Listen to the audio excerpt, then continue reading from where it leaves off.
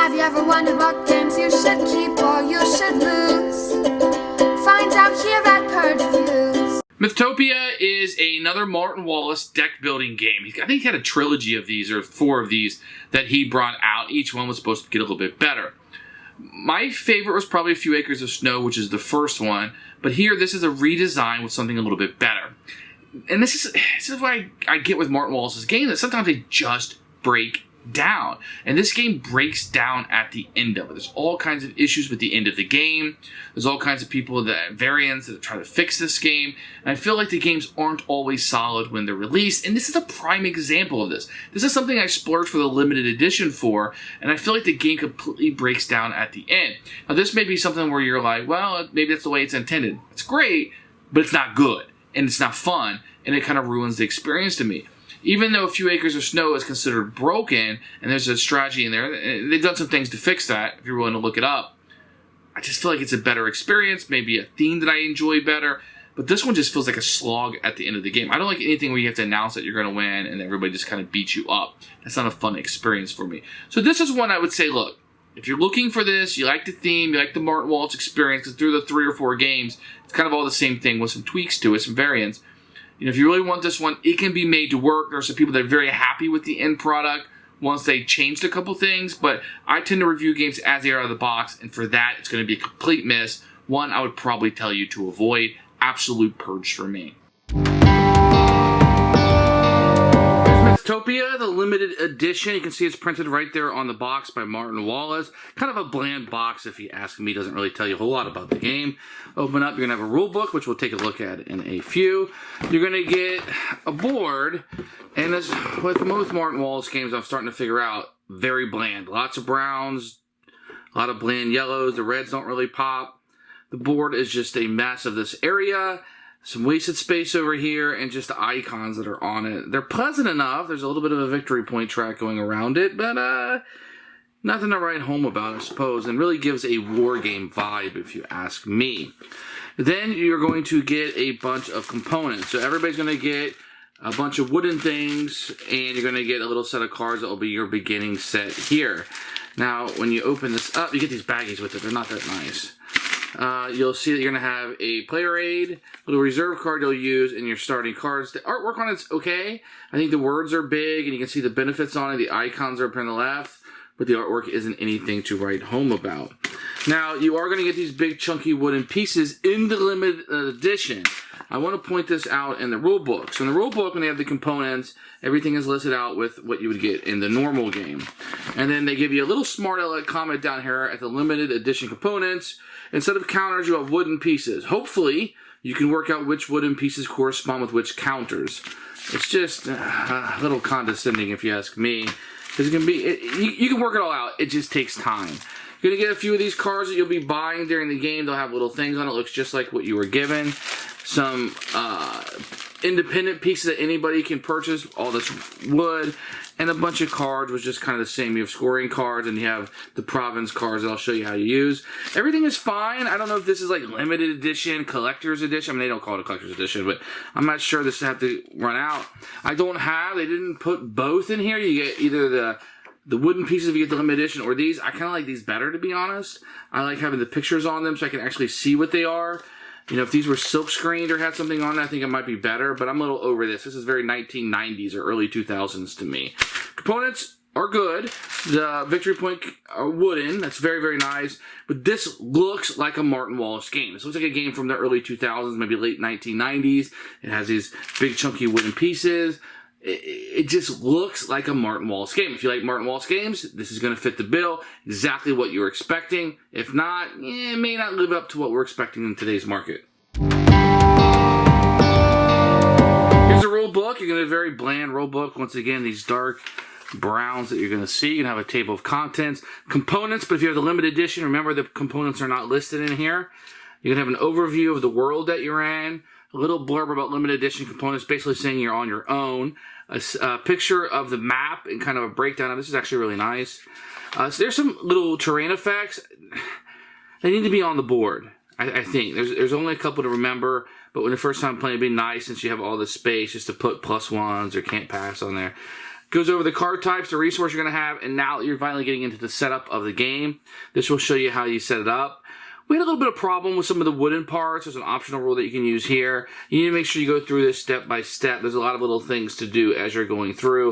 And then it explains how victory points work and how you score during the game. Now you're going to jump into how to play the game, and there are a lot of actions you can do. The good thing about it is, or the bad thing, the good thing when you're learning the game is a lot of the actions are the same. So you're going to go through each action here, and you kind of learn what each of them do. Very simple actions here. Nothing here is too complicated. Explanation of some of the cards that will be in the game, and a little summary here of the rules. Now, one thing that's interesting here is Martin Wallace and some of his games, they got into this optional end game. So you can call the game when it's going to end, and then you count up the points instead of having an end game already designed. So he's kind of got into that. And this one keeps out. I saw that Moon Gaia Invasion Warriors, a space game that he had. So you see that a lot. So here's Mythotopia. Rulebook is fairly good. I'd probably get a 7 out of a 10. I'm going to do something a little bit different in this explanation. I'm going to tell you how to score in the game first. So you're going to have these 3 cards that will always be out: roads, castles, and cities. In a 2-player game, you'll put 6 2-point victory points on this. In a 3 or 4-player game, you put 7 2-points. So every time you build a city, or the first 6 or 7 times, you will score victory points. Same thing with the castle, same thing with the roads. Then you will put 4 of these variable, the pink ones, and these change every game. So if you successfully defend one of your provinces, take a counter. Ships in 3 different areas. Just kind of give you something that you'll want to do. So you always use these 3 scoring, and then you have 4 of these variables to kind of give you an idea of how you're going to score during the game. So keep that in mind as I explain the game, that these will be the goals and ways you'll score VP in the game in order to reach the end of the game. Now, the other way to score victory points is by controlling areas. For each of these provinces that you are able to control will give you 3 victory points. Now, you will have a victory point tracker across the top and down here. The victory point tracker will start on the number 12. If you ever fall below 12 for some reason, you fall off the track, and then you get back on when you get 12. And you will be able to variably end the game. It will be the first action you can take in a round is to end the war, but you can only end the game if the points are counted up and you win. You can't end the game and then happen to lose. So you need to kind of keep track of that with the tracker as things continue on. At the beginning of the game, you will be given a set of cards that will be your starter cards. These will be similar to everybody in the game. In addition, you will be given a number of province cards that are randomly assigned to everybody based on the number of players. So then what you'll do is you'll take each of these. Let's say you're in Welkin.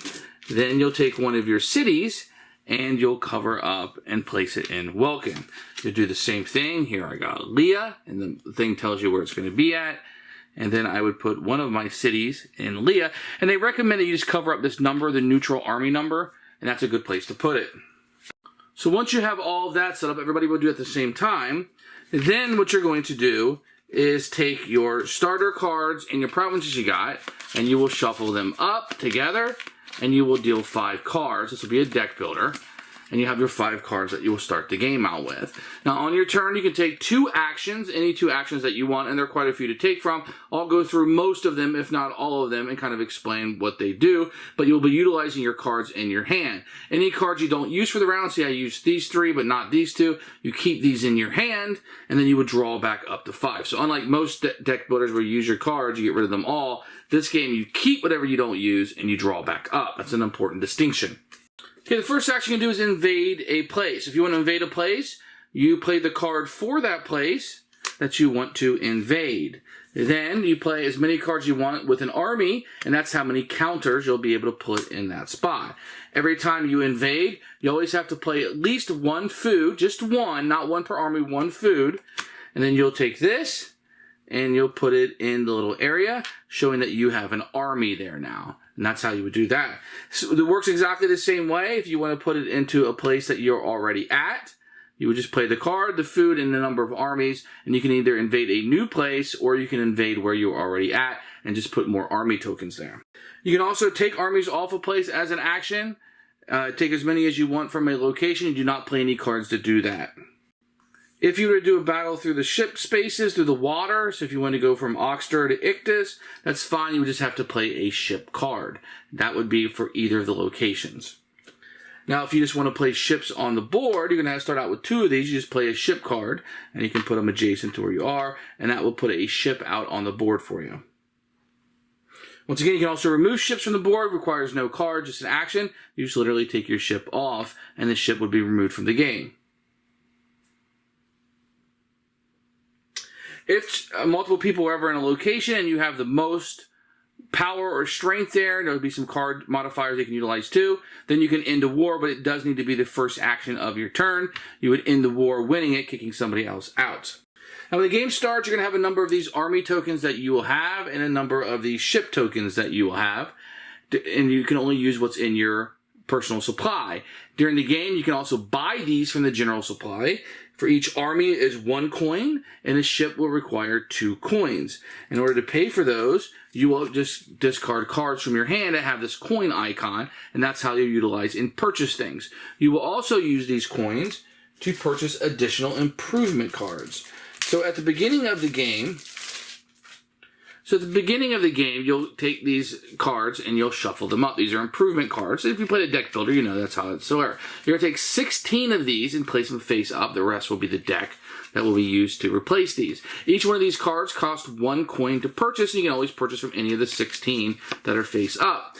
So this one, once per turn, you can play any card and have it count as a food. +1 military strength when defending. Substitute for province card when invading. You may invade any province on the board. That's a portal. Once per turn, you can play any card and regard as having 1 symbol, but this has to be in your reserve. Mystic, free action. Pay 1 gold to take 1 card of your choice from your discard pile. Add 1 army counter to your available stock. So this will allow you to break the rules and do a whole bunch of stuff. You can always buy the 16 that are face up. They go into your deck and forever in your deck, just like any other deck builder. You just have to discard a card with a coin icon on it, and that's the cost.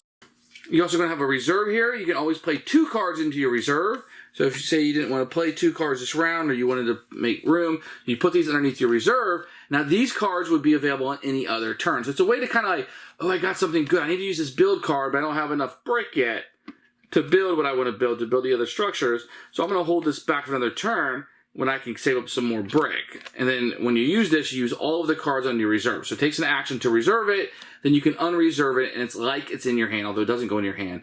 It's like you can play on any turn that you want to. So that's a possible action. Another action that you probably will scoff at, but becomes pretty important, is if you get a hand of cards, you're like, I can't do anything with this, to discard cards. So for your turn, you can just get rid of a bunch of cards you don't want, because maybe you're trying to save these army cards up because you want to do some fighting later. You don't draw up until the end of your turn, but it will hopefully set you up for next turn to get rid of some of these cards. Because keep in mind, you only get rid of your cards if you use them. So if I don't use these cards, they stay in my hand and kind of clog it up. So discarding can be very important. At any point, you can also take an action and just trash 2 cards from your hand. If you're like, I really don't want these cards, they're clogging up my deck, you can just get rid of them and trash them, 1 or 2 cards, but keep in mind they're out of the game when you do that. You're not going to your discard pile, just set them aside. You can purchase them back later for coins if you want to, but it's a good way to thin your deck. Keep in mind your deck can never get less than 7 cards. Another thing you can do is if you have a card that says action on it, you can spend an action to perform it. Exchange 1 VP for 2 VP or 1-2 for 3. The spare Spock's Alchemist just gives you more victory points, but if it says action, you can always take that offer. And the third thing you can do is end the game, and you can score up the victory points and see if you won. You can only end it if 4 out of the 7 victory point cards have been utilized, and these are the cards that I'm talking about. If at the beginning of the game you put the counters on them, if 4 of the 7 are empty, have been totally used up, then the game can end. And then you must be able to win. It has to be your first action of the turn. Then you would end it and you would win. That's how you play Mythotopia. That's an overview of what you'll be doing on any given turn. But remember, being in control of these areas will give you victory points. Then you'll be doing those end-of-game cards to get victory points, so you want to try to score as many as possible as you're going through the land and deck building your game.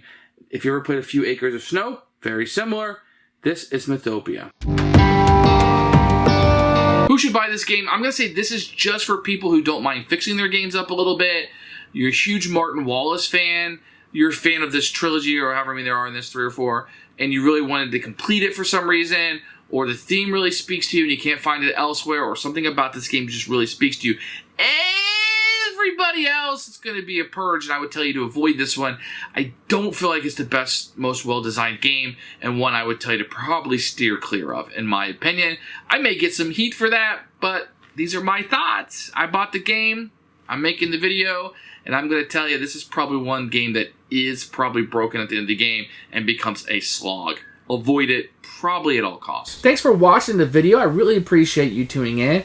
If you liked it, please like it and hit that little subscribe button. That really helps out the channel. Lets us know that you're getting the videos that you want. If you agreed or disagree with what I said, feel free to comment below. I'd love to hear what you have to say, and I promise that I will comment back. Thanks for watching, and everybody else, keep playing.